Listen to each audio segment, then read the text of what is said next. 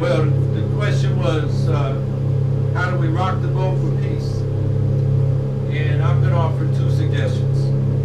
One is, I've been saying in this campaign, 1% owns two parties. Working people need one of their own. And I think we can modify that to say the war makers got two parties. We need one of our own. We've looked recently in war movements. Take the Iraq war movement. The leading peace coalition said the agenda in that election for the peace movement was against the Bush agenda, which meant for John Kerry, who wanted to escalate in Iraq with a surge that was bigger than George Bush got. That's how you defeat yourself. You got to stand for what's right, even if it's unpopular. You got to make the Democrats compete for votes. Otherwise, they take us for granted. What were we going into that election? New York Times called us the world's second superpower, the peace movement, and we lost. And we lost because the second party of war, the Democratic Party, could take us for granted. So we've got to run against them, both those parties.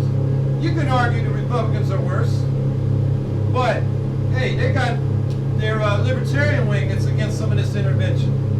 I'm not so sure, because the Democrats, I was raised in a Republican family. My Kansas grandmother, these are isolationist Republicans, said, I'm voting for Nixon in '68 because Democrats get us in Democrat wars. And she went World War I, World War II, Korea, and Vietnam. And she bought that Nixon would get us out. There's a lot of sentiment there among the people across those, not just those who consider themselves progressive, but those who consider themselves conservative. A lot of them have lost young men in these wars. And they don't want it done for a bad reason. So what I'm saying is, you want to rock the boat, run against the two parties of war. That's number one. And number two, when you do, or support people who do, or when you're doing your organizing, don't pull your punches, speak the truth. Now I'm running for governor. I'm not trying to solve the problem in the Middle East, but we had to address it because it's a big issue. And we made a statement because New York invests in companies that are exploiting labor on the West Bank and supporting militarism of Israel, which is the most powerful military power in that region. And we said New York should divest from those firms in Israel.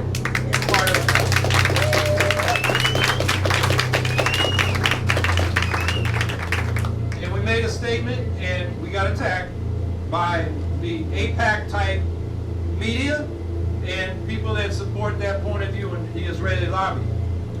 And, you know, we're out here, we're going to get attacked. We need support, people speaking up with us. Or else we'll look like we're the minority. But most people, and we know this from the polls, are not happy with the direction of Israeli policy, particularly under the Likudniks and Netanyahu. So then, Andrew Cuomo, after the Moreland Commission and all that mess, decides he needs to go to Israel with a bipartisan delegation to give 100% unilateral support, unconditional support to Israel, as over 1,000 civilians, over 400 children were killed in all the bombing in the West Bank. And you know, that was very cynical politics. That was politics. He said it was in solidarity with the Israelis. No, he's using the Israelis. Because anybody that understands what's going on in the Middle East knows there's not a solution from just the military power of one side. And, you know, he went there and then the Palestinians said, well, why don't you come talk to us?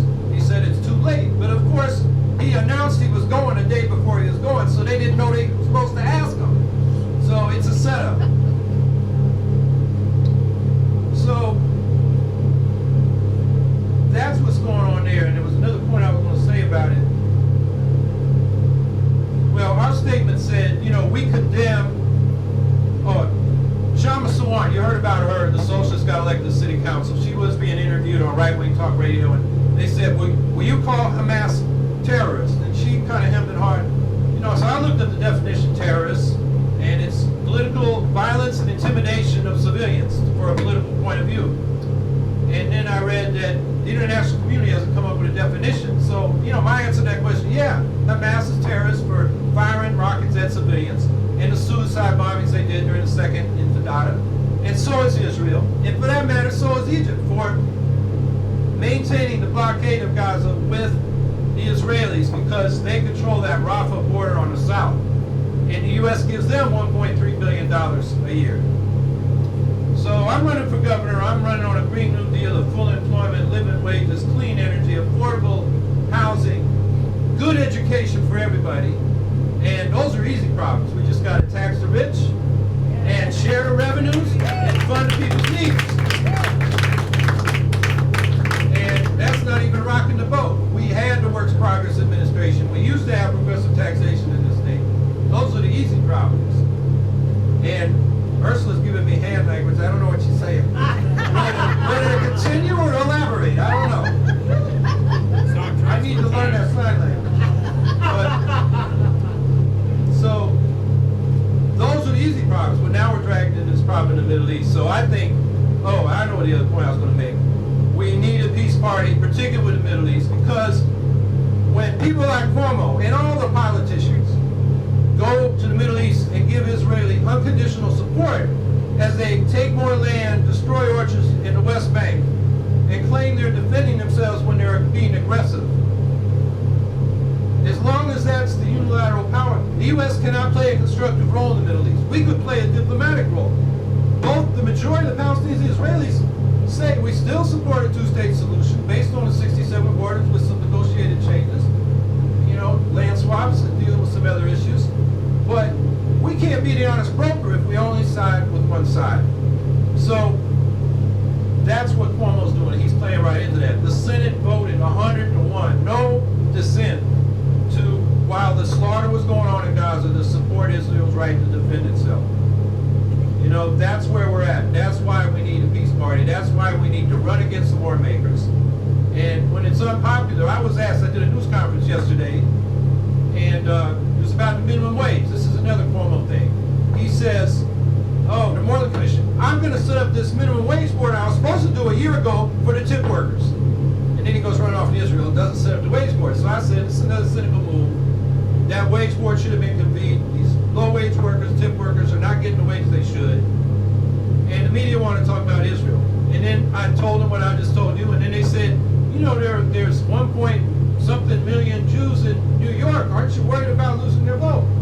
And I said, well, they don't all have the same opinion, but it's not a matter of what their opinion is. It's a matter of what's right.